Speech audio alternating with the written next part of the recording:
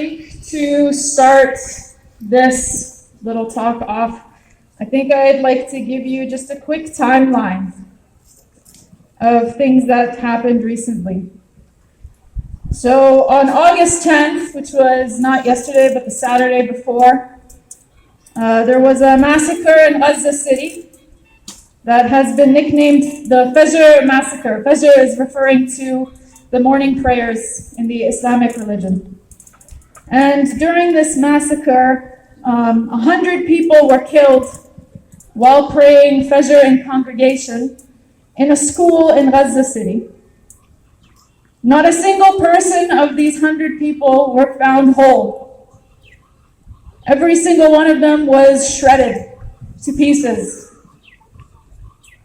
That's on August 10th. 3 days later, on August 13th, the United States approved another $20 billion arm package to the occupying force. Now you're thinking, well, that's the US and we're in Canada, so, sucks for the US, but what does that have to do with us? And actually, it has about, I think, $30 million worth to do with us. Because in the Defense Secretary's public statement, they named an arms dealer that is going to be providing them with weapons that is based in Quebec, Canada. Woo! I'm just trying to find the name. Okay, so they said that the General Dynamics Ordnance and Tactical Systems Incorporated would supply tens of thousands of M933A1 120 millimeter high explosive mortar cartridges and related equipment. Okay, let's go back a little bit for the timeline. In March of this year, the government was sued. The Canadian government is currently being sued by human rights lawyers, Canadian human rights lawyers, for their violation of international obligations. So because we are a member of the UN treaty, we signed the UN Arms Treaty, we're not supposed to be selling weapons if we know that there is a high risk of war crimes and genocide and international human rights being violated. Now, in March, it was said, Melanie Jolie said, well, no, actually, we're going to stop all new permits. But they kept all the existing ones. And the question was why?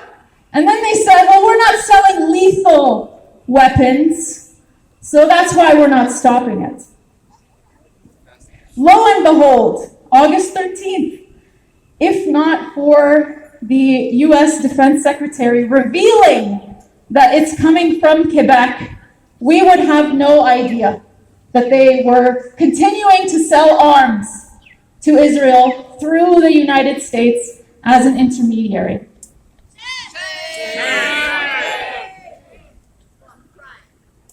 The question is, are you okay with your government lying to you? Are you okay with them lying to you about military budgets? No. Are you okay with them lying to you about military budgets during a genocide? No. So what are we have an issue. We're not okay with the government lying to us. Has the government ever lied to us for a good reason? No. And yet here we are continuing with business as usual. So we call for boycotts, and we call for divestments, and we call for sanctions. And to everyone on the street that can hear my voice right now, I invite you on August 20th.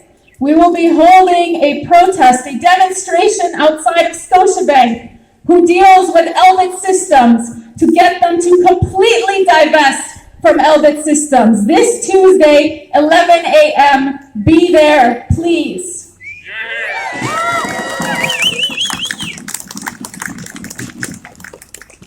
And if you're thinking it's 10 months in, what is the point of still holding protests? It is working. Scotiabank has partially divested from Elbit Systems, but we're not okay with part of it. We want all of it gone. No complicity in genocide. Thank you. Let's continue.